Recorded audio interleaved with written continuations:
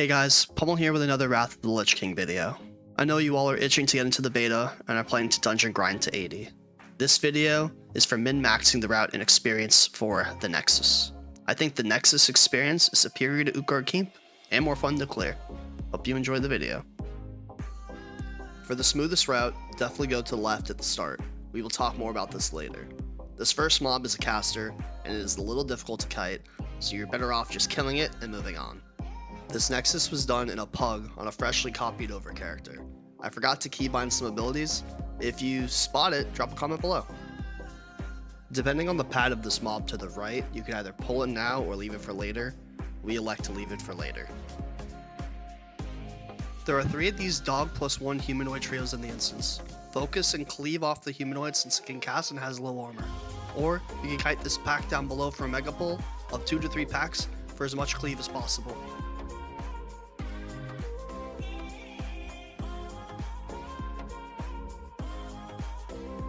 These mobs and trapped in ice are activated if you hit them or are within extremely close proximity. You can easily kill 2 to 3 of these packs at a time.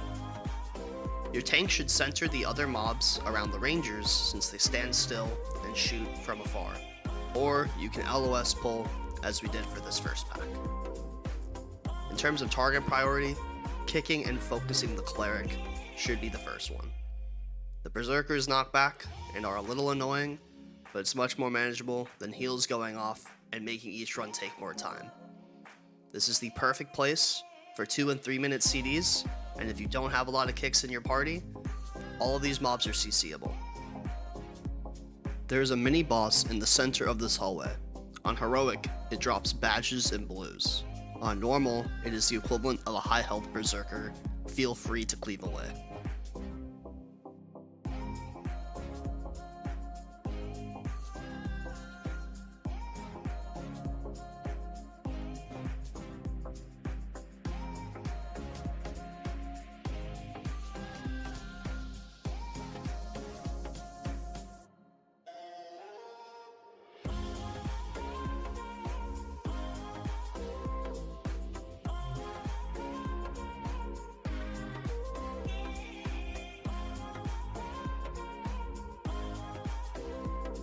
This hallway will hold the second pack of dogs plus humanoids from earlier. You can drag this pack into the 4 humanoid packs at the top, which contain Mage Hunter Initiates, Ascendants, and later on, Stewards. All the Mage Hunters can Arcane Torrent, a silence that has a longer range than it seems. Make sure casters stay a bit away. In terms of casts, there's nothing of importance, just kick what you can. There are 5 of these humanoid packs in total.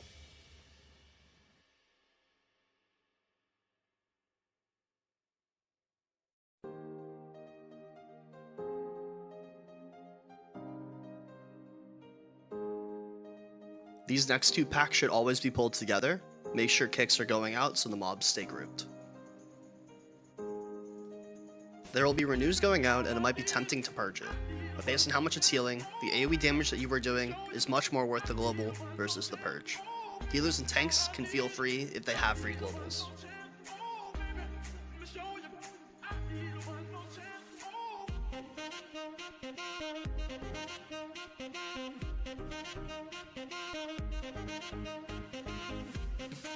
This is the last of the 2 dog plus 1 humanoid packs. This one has the longest pat, so you choose when you want to pull it, but just make sure you pull it into a 4 pack, just like the last time. If the mobs just don't want to move in, use one of the corners for LOS as their casters. Be wary, as the hunter type humanoid drops a freezing trap. This can be dispelled though, and isn't something you should worry about.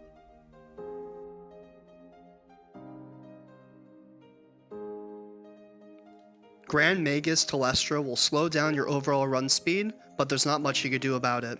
She will throw fireballs continuously if there are people outside of her range. I had to take a step back here because I was hit by a few of these fireballs as the healer was outside drinking. Her first ability will throw you around in the air for 7 to 8 seconds. Melee can keep using abilities, although they're being flung away. For the second ability, she will divide into 3 mirror images that die pretty easily. If your DPS is high enough, you should only experience one of these.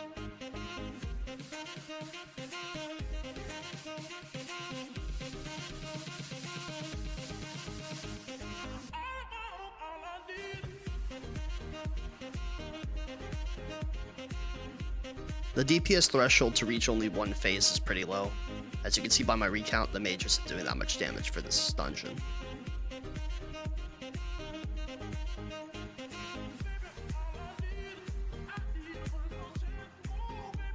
Last pure humanoid pack in the instance, nothing new of note. Since we left this 3-pack alone, kiting it ahead would be the best way to keep a high pace.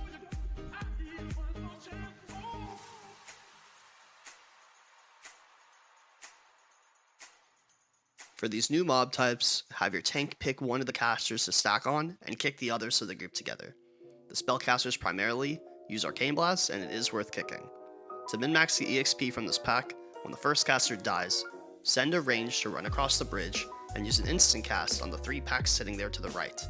I whispered the mage to do this, and he did not, so we just kept moving along.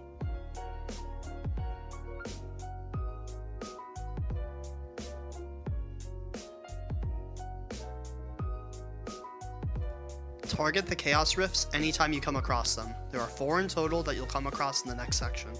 They produce continuous damage and summon fiends. Kick the Azurid Forcer to the left, stack on the portal, and cleave. My tank elected to stack on the caster, so I had to kill the portal. It does not have that much HP.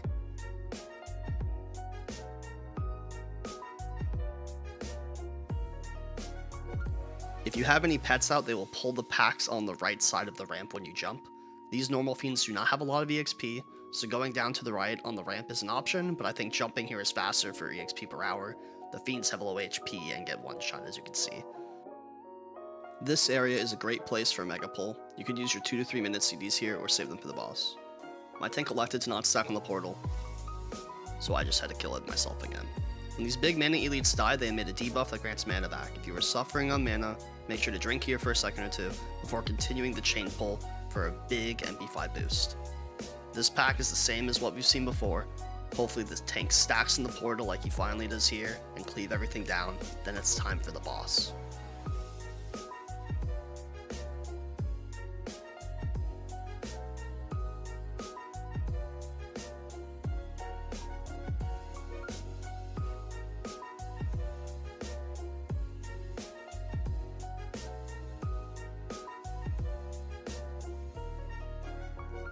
Anomalus has only one ability of note. At some point, it will go immune and summon a Nexus portal, just like the ones you've seen so far.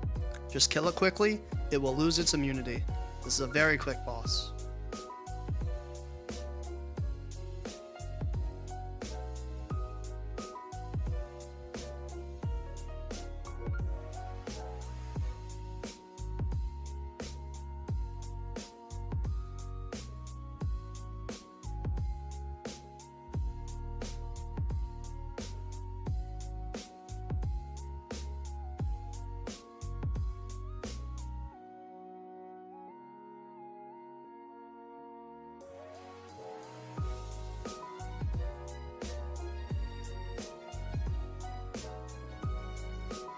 After the boss, you can jump down. Be very careful you don't jump into the abyss. I've seen way too many pugs do that. These last 2 packs you can pull together, stack on the portal and cleave. Just click the Arcane Blasting Dragonoid, and we can head to the last section of the instance.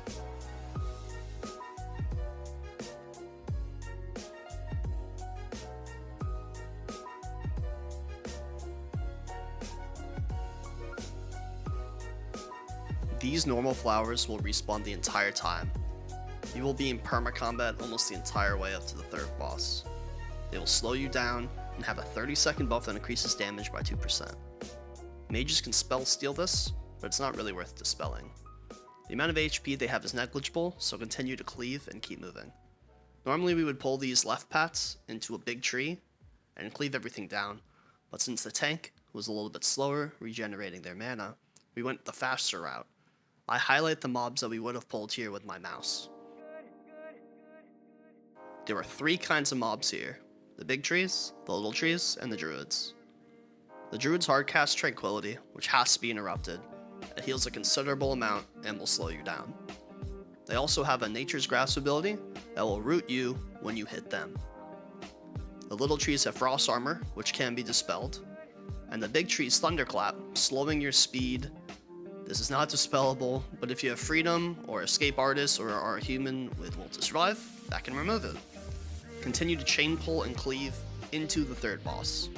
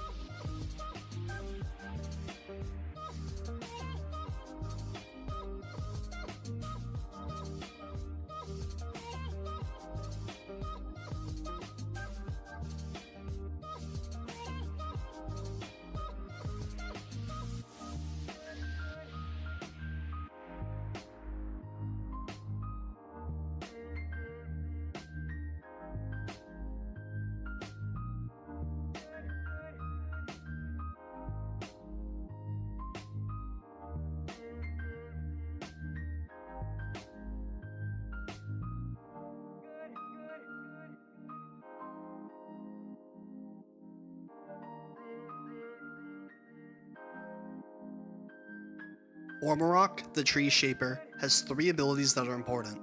The first is a knock-up. When there are icicles forming in an X from its feet, make sure to not stand on them. You will be knocked up, interrupting casts and taking fall damage. The second is a spell reflection ability with 4 charges. Keep an eye out on the boss's debuffs. Lastly, at a low percentage, the boss will frenzy, increasing the melee damage it does.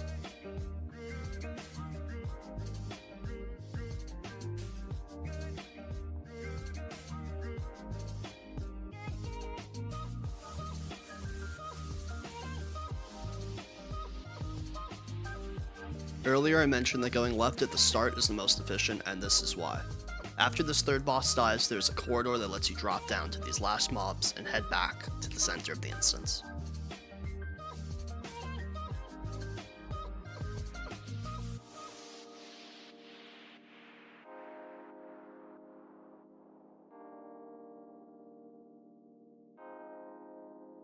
We kite these mobs out into the center as we head out to the final boss.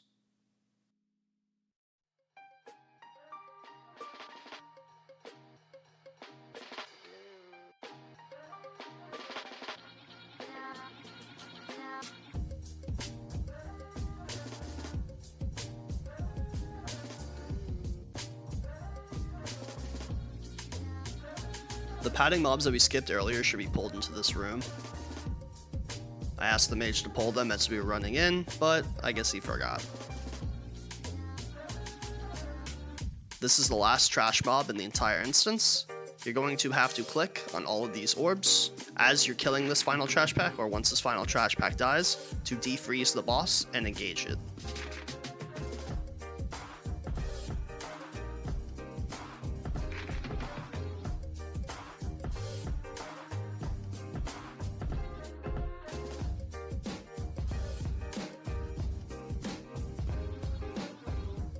Keristrasza abilities of note. It is a normal dragon with a tail knockback and a breath. Stay on the side and try not to pull aggro. If the boss spins too much, it will knock everyone back.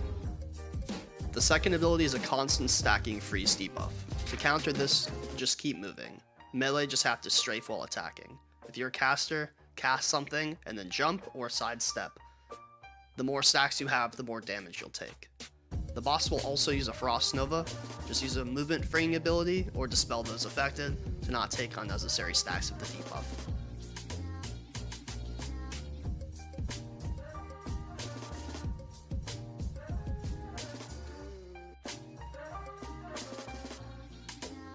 If you've made it this far, congratulations. You're ready to do this at least 25 more times while dungeon grinding to 80. This group's overall damage was very low. You could see that the mage was new to the game or in greens or something. In a highly optimized group, this will be even faster. Here's a screenshot of the time it took to complete, plus the XP gained over the entire duration of the instance. I hope this video assists you in dungeon grinding to 80 as fast as possible for Wrath of the Lich King launch. Sub, like, comment for additional Wrath of the Lich King guides. It helps immensely. I plan to cover all relevant PvE content moving forward. Hope to see you next time, and happy grinding.